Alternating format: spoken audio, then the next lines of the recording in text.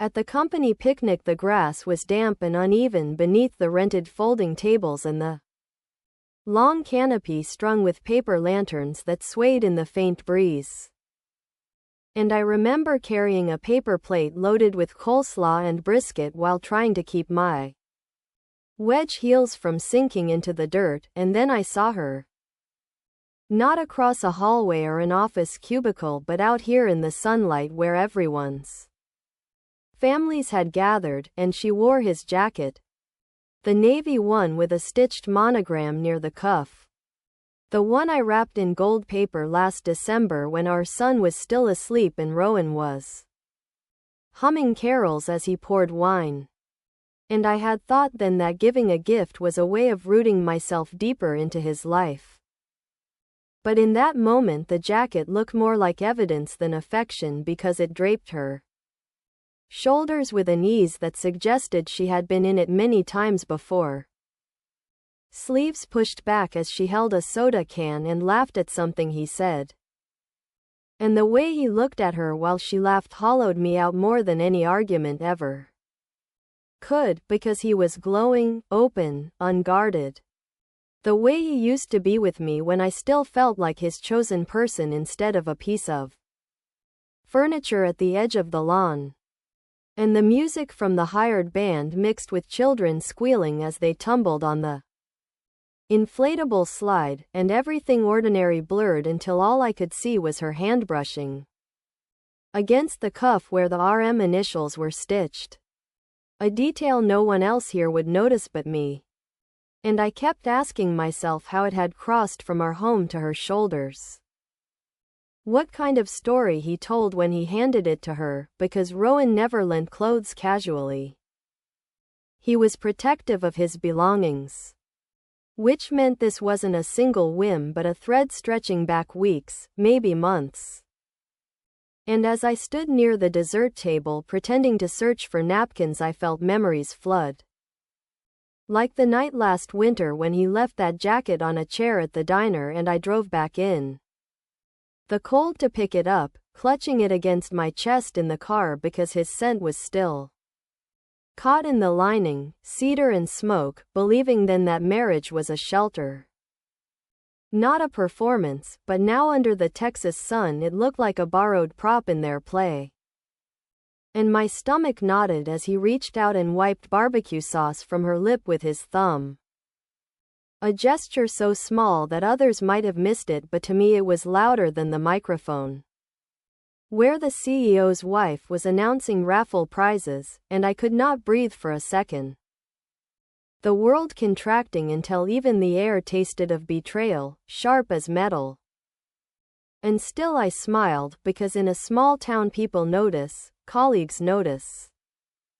And a wife cannot unravel in front of the interns and the secretaries and the partners' families, so I placed my untouched plate on the table.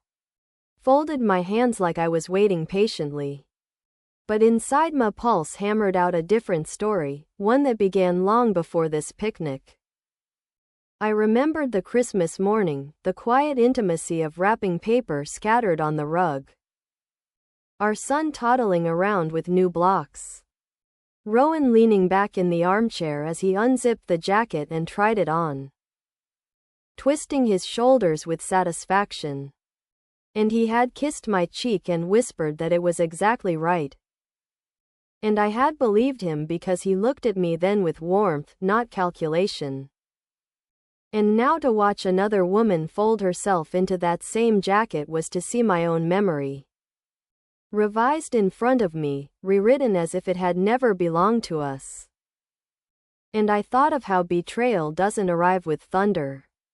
It arrives with soft cotton fabric draped where it shouldn't be. With laughter that echoes too warmly, with eyes that linger too long. And I felt the crack forming deep, silent, permanent. Around me the picnic swelled with harmless noises, the hiss of soda cans opening, the thump of volleyballs, toddlers crying because their snow cones had melted too quickly. And all of it pressed at my ears but couldn't drown out the throb of recognition. And I forced myself to walk closer. to stand at the edge of their circle where Rowan was telling a story about last quarter's client dinner, and she leaned in, pretending to be fascinated, fingers tracing the zipper as if it belonged to her, and I caught her eyes for the first time. And she did not flinch, she just smiled with a kind of practiced innocence. A smile that said she understood her place in this triangle and was comfortable with it. And Rowan cleared his throat and introduced me, but his voice was tight, too quick. And I shook her hand, skin warm, nails pale pink. And I wondered if she knew I recognized the jacket, if Rowan had prepared her for this moment. If she thought I was oblivious, and the silence between us stretched until she finally said it. Was chilly in the shade and Rowan had offered his jacket, so kind of him. And she glanced at him with gratitude, and he smiled like a boy caught being generous. And my teeth pressed together so hard I tasted copper. But still I laughed lightly and said yes, Rowan was always thoughtful. And my voice did not break though my chest was shattering. Later I wandered away toward the lake at the edge of the park. The place where dragonflies hovered and kids skipped stones. And I tried to collect myself by watching the water ripple.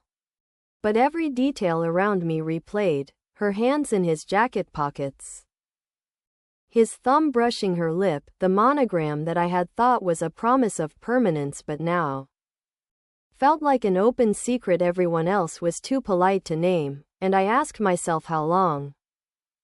How many lunches, how many late nights at the office cloaked under the excuse of deadlines.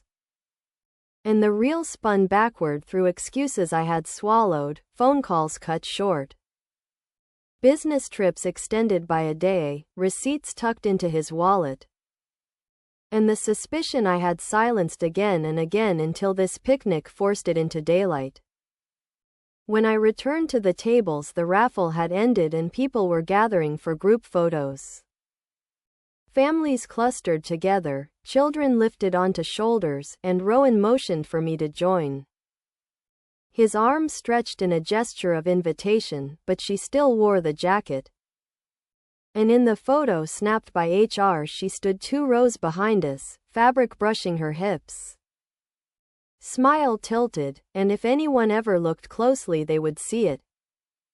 The initials meant for me captured forever in company archives draped across another woman. And I knew that years from now when people look back at this picnic they would only see sunshine and camaraderie, not the fracture forming at the center of my marriage. But I would remember, word for word, stitch for stitch. Because this was the beginning of the story I never chose to live. The one I will now have to tell. And as dusk approached and lanterns glowed, and families packed leftovers into foil trays, and Rowan gathered our son into his arms, I stood still. Eyes fixed on the jacket he forgot to take back. The jacket she folded carefully over her arm as though it belonged to her. And I thought about Christmas, and about lies that wear familiar fabric. And about how sometimes betrayal doesn't shout. It whispers in threads and seams until finally it is visible to anyone who dares to look. The Monday after the picnic I woke before dawn even though the alarm had not rung. The silence of our bedroom pressing heavy because Rowan was already gone, claiming an early client breakfast in Austin. And I lay there staring at the ceiling fan turning slow circles, wondering if the jacket had found its way back into our closet or if it lingered somewhere in her apartment, folded on a chair the way wives fold laundry. And I felt a weight crawl up my throat. Because what unsettled me wasn't only the possibility of him giving it to her but how natural it had looked when she wore it, as if the fabric itself recognized her body. And I kept replaying the way his thumb touched her lip. So small a gesture yet echoing louder than all the words he had spoken to me in weeks. And when our son stumbled sleepily into the room asking for waffles, I gathered myself quickly, putting on a robe, forcing a brightness into my tone. Because children deserve illusions of safety.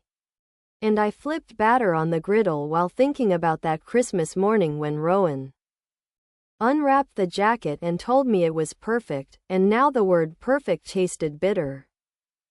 Metallic, because I realized perfection had been leaking from us long before I saw her in the sunlight, and I began watching for signs like a detective. Scanning his pockets when he left his jeans on the floor, checking the mileage on the car, memorizing his calendar entries. And each clue was small enough to dismiss, but together they painted a map. Lunches that stretched 3 hours, meetings that shifted without warning. A new cologne I hadn't bought, and always his phone glued to his palm. Screen tilted away when I leaned close. And yet when he returned home that night after Austin, he smiled as though nothing in the world was out of place, kissed our son's hair, asked about my day, and hung the navy jacket neatly in the closet, tag brushing against my dresses as though it had never left, and I almost believed him. Almost let myself sink back into the rhythm of domestic life. But my hands trembled when I touched the hanger because I could see the faint smudge of lipstick at the collar, a color I did not own, and I pressed the fabric to my face, breathing in a scent that was not mine, floral and cheap. And still he joked in the kitchen about traffic, still he poured wine into our glasses. Still he brushed his hand across my lower back with practiced ease. And I wondered if betrayal always looked this ordinary. If every affair was stitched into routines so seamlessly that only a wife's eyes could unpick the threads, and at midnight when he slept I scrolled through his phone left charging by the nightstand, heart pounding, but his messages were clean, sanitized. Only work emails and reminders, and that almost hurt more, the proof of careful erasure. Because a man who deletes is a man who hides, and I lay awake listening to his even breathing, rehearsing in my mind what I would say if I confronted him, whether to scream or to whisper, whether to name her or to let him unravel his own lies. And dawn came again. And with it another day where I dressed our son, answered office emails, folded laundry, and lived in a house that looked intact from the outside while inside the beams were cracking. And every time I walked past the closet, that jacket stared at me like a witness, silent, complicit, daring me to tell the truth. By Friday the office buzzed with chatter about the upcoming quarterly meeting. And while coworkers rehearsed presentations and fussed over slide decks, my mind kept circling the jacket, its weight in the closet like a secret lodged between us. And I watched Rowan glide through the hall shaking hands, smiling too widely, his phone vibrating in his pocket, and I knew without needing proof that the buzz was her. Because men don't soften their voices for clients. They soften for someone who makes them feel young again. And when lunch break came I followed him, pretending to head downtown for errands, trailing 2 cars back, my pulse hammering as his sedan merged onto Congress Avenue. And I hated myself for becoming the kind of woman who counted traffic lights and prayed not to lose sight, but I couldn't stop. And sure enough, he pulled into the small cafe we used to favor before our son was born. The one with chipped tables and cinnamon rolls that sell out before noon. And she was already there at a corner booth, jacket draped over her chair this time, her hair loose, sunglasses pushed to the top of her head. And Rowan slid in beside her instead of across, bodies close, voices low. And I sat 2 shops away in my car gripping the wheel, unable to go in, unable to drive home. Suspended in that parking lot where betrayal grew legs and walked around in daylight. And I wanted to scream, but instead I wrote in the notes app of my phone every detail. The color of her blouse, the way his hand lingered on her elbow. The sound of their laughter drifting faint through the glass when someone opened the door. Because I needed a record, something tangible, not just the ache in my chest. And when he returned that evening, he smelled faintly of cinnamon. Claimed he had grabbed sandwiches between meetings, and I nodded, storing away the lie like another folded receipt in a drawer. And while our son colored dinosaurs at the table, I studied Rowan's face. The tiny twitch at the corner of his eye when I asked about his day. And I realized he was performing, line by line. Like an actor who had forgotten I knew the script already. And later that night when he showered, I slipped into the closet, touched the jacket again. Checked its pockets, found nothing but a receipt for coffee dated 2 days prior. And still that was enough to make my knees weaken. Because I had not had coffee with him in months. And the thought that she might know his casual order, the extra shot, no sugar, was more intimate than any lipstick stain. And I sat on the floor with the jacket bunched in my lap, trembling with the knowledge that what I had glimpsed at the picnic was only the surface. And underneath stretched a whole history written behind my back, and I whispered into the dark. Not his name, not hers, but my own, as if reminding myself I still existed outside their story. Saturday morning began with the thud of a soccer ball against the fence. Neighborhood kids already running wild while I stood in the kitchen stirring pancake batter, and Rowan shuffled in wearing sweatpants, hair damp from a shower. And he kissed my shoulder like he had done 1,000 times before, routine and practiced. And for a split second I wanted to lean into it, to forget the cafe, the jacket, the smudge of lipstick, but then he set his phone face down on the counter, and that small act broke the spell, because Rowan never set it face down before her.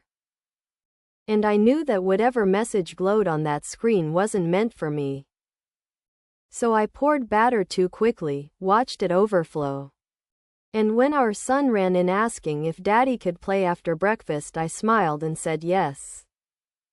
Of course, even though inside I was crumbling, because I wanted him to have his father whole, not fractured by secrets. And later at the park I sat on a bench while Rowan kicked the ball, cheering, laughing, a picture-perfect father, and other moms looked at me with envy, probably thinking how lucky I was. And I wanted to shout across the playground that perfection is a costume, that the man they envied had already given away pieces of himself. But instead I clapped politely and handed out juice boxes. And when we got home, Rowan slipped upstairs to take a call, door half closed, voice muffled. And I crept to the stairwell, heart pounding, catching fragments, her name, a promise, the word tonight. And when he came down he wore a casual smile, suggested takeout for dinner. Like nothing had cracked, and I nodded. Because to accuse without proof would make me the villain in his story, the jealous wife, the nag, and I wasn't ready to be dismissed that easily. So after we ate and tucked our son in, I feigned exhaustion. Let Rowan retreat to the garage under the excuse of fixing the toolbox. And I waited until I heard the car engine, soft, careful, pulling out like a thief. And then I followed, pulse racing, headlights off for 2 blocks before I turned them on. Trailing him into the night, through quiet streets and into downtown where neon signs lit bars and restaurants, and he parked outside an apartment building I'd never seen. And there she was at the door, hair pulled back, smile wide, wearing the navy jacket like it was her skin, and he leaned in, kissed her quick, natural, like a man greeting home, and the sight hollowed me so completely I gripped the steering wheel, to keep from shaking apart, and I thought of our Christmas morning, of our son asleep upstairs, of pancakes burning on the skillet. And I realized the truth was no longer hiding in shadows, it was standing under a street lamp.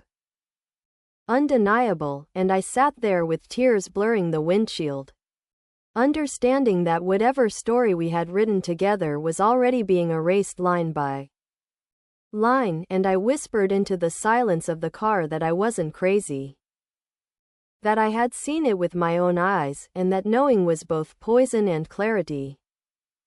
A blade pressed gently but irrevocably against the life I thought was mine. Sunday bled into itself like a bruise, quiet at first. Rowan sleeping late while I dressed our son for church, tying his small shoelaces with hands that shook too much. And the hymns in the chapel felt like noise instead of comfort, every verse pressing against the secret I now carried like contraband. Because I had followed him, I had seen her. I had seen my jacket on her body while his mouth found hers under a street lamp. And no sermon could cleanse that image, so I sat stiff in the pew, answering small talk with hollow smiles. And afterward we walked to the fellowship hall where cookies and coffee were served.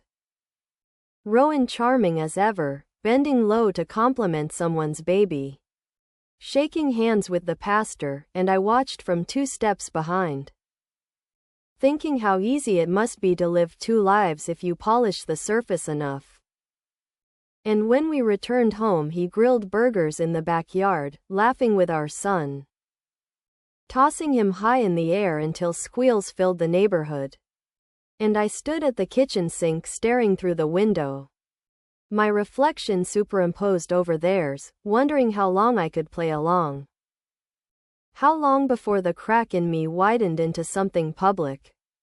And later that afternoon when Rowan napped on the couch I crept to his jacket hanging on the chair, fingers sliding into the pocket, and this time I found a folded note. Hurried handwriting scrawled on diner receipt paper, Tuesday, same place.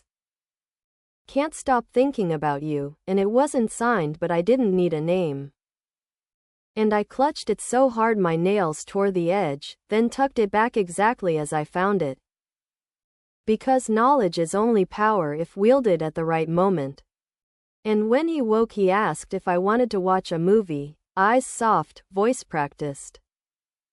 And I said yes, curling against him on the sofa, our son between us. Cartoon flickering on the screen, and to anyone outside we looked intact. A family framed in ordinary love, but my chest was iron, heavy with the proof of what I knew. And I felt the weight of strategy settling in, that I would not scream, not yet. I would collect every note, every stain, every lie, until the truth assembled itself into a weapon sharp enough to slice through his performance. Because if betrayal had rewritten our story, then I wanted at least to control the final chapter, and as I brushed our son's hair before bed I whispered a promise into the dark. You will know one day that your mother was not blind, that she saw, that she chose the moment to act. And though Rowan's laughter drifted up from the living room like a song from another life, I pressed my forehead to the doorframe and let the tears come, quiet, invisible. Already planning the day I would no longer be silent. Monday arrived with the sound of rain against the gutters. A gray sheet that made the world outside blur while inside our house everything looked deceptively normal. Rowan sipping coffee at the table, flipping through emails on his phone. Our son humming as he lined up toy cars on the floor. And I moved through the kitchen like an actress hitting marks, setting down toast, wiping counters, nodding at Rowan's small talk. But inside my chest a storm raged because the note still burned in my memory. Those hurried words written for him, not me. And the knowledge that tomorrow he planned to meet her again twisted every breath. And I studied his face as he scrolled. The faint lift of his mouth when a message lit up the screen. The way he tilted it away from me out of habit. And I wondered if he realized how transparent he had become. How every attempt to shield only confirmed what he hid. And when he kissed our son goodbye and slipped into the rain with his briefcase, I felt something shift, not just suspicion but resolve, because I could not keep bleeding quietly. I needed to know the scope of his betrayal, so I called in sick to my office. Dressed in neutral clothes, and drove to the cafe we used to love, arriving early. Parking under a tree dripping water, and I waited, wipers ticking. Until his sedan pulled up and she appeared from a side street, umbrella in hand. Jacket still hers as though it belonged, and they entered together, easy, practiced. Not furtive lovers but companions rehearsed in routine, and I followed minutes later. Hood pulled low, sliding into a booth near the back, menu open as a shield. And I watched him reach across the table to touch her wrist. Watched her lean close to whisper something that made his shoulders shake with laughter. I hadn't heard from him in months, and the pain was sharp but also clarifying. Because now it was not a question, not a fear, it was truth walking in daylight. And I sat there for nearly an hour, unseen. Memorizing everything, the way he stirred her coffee. The way she adjusted the cuff of the jacket. The way their knees brushed beneath the table, and when I finally left I felt both hollow and strong, because evidence was no longer scraps of intuition, it was lived reality, undeniable. And as I drove home the rain eased and sun broke through in fractured rays. And I thought about the woman I had been before this picnic, before this cafe. Before these street lamps, and I realized she was gone. Replaced by someone who would no longer wait for him to hand back pieces of dignity. Replaced by someone who would choose the time, the place. The blade of words sharp enough to cut the performance in half. And as I parked in our driveway and listened to the last drops hitting the roof, I whispered to myself that tomorrow would not just be another Tuesday.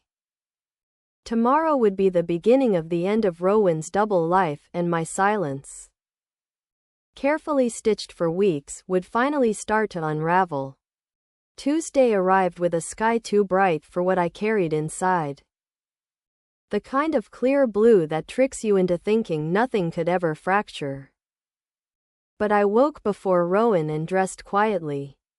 Slipping the note from his jacket pocket into my purse, the evidence folded sharp like a blade. And when he stirred and muttered about another meeting downtown, I simply nodded. Pressing a kiss to our son's forehead before school drop-off. Acting the part so perfectly even I almost believed it, and then I followed. Not in secret this time but deliberate, headlights steady, heart a drum that would not quiet. Until I parked 2 blocks from the cafe and waited. And sure enough they arrived within minutes, her hair gleaming in sunlight, jacket still hers. His hand at the small of her back as though guiding her into a world where I did not exist. And I stepped out of my car, heels clicking on the pavement. Walking toward them before doubt could weaken me. And when Rowan turned, his face drained of color, his mouth opening but no words forming. While she looked between us with a mixture of defiance and fear. And I stood there in the doorway of the cafe holding up the crumpled note like a verdict. My voice steady though my hands trembled, telling him I was done being erased. That I had seen enough, that the jacket, the cafe. The lies had written themselves into a confession louder than anything he could say. And people inside turned their heads, forks pausing. Because drama blooms even in ordinary places. And Rowan tried to reach for my arm but I stepped back. Sliding the note onto their table like evidence in a trial. And I told him he could keep the jacket wherever he wanted. because it no longer belonged in my closet, and I turned, spine straight, leaving him frozen in silence while she tugged the sleeves nervously. And outside the air smelled of baked bread and exhaust. And I realized that endings don't come with thunder. They come with small steps on a sunlit sidewalk, with a wife choosing herself over secrecy. With a mother deciding her son will grow up knowing his mother saw the truth and didn't stay quiet, and as I walked to my car I felt tears streak but also a strange lightness. Because though my marriage had cracked beyond repair, I had reclaimed something I thought lost. My own voice, and while the world carried on, horns honking, dogs barking, baristas calling out lattes, I slid behind the wheel and whispered that this was not the ruin of me but the start of a different story, one I would write without his lies. One where the jacket was just fabric, and I was finally free.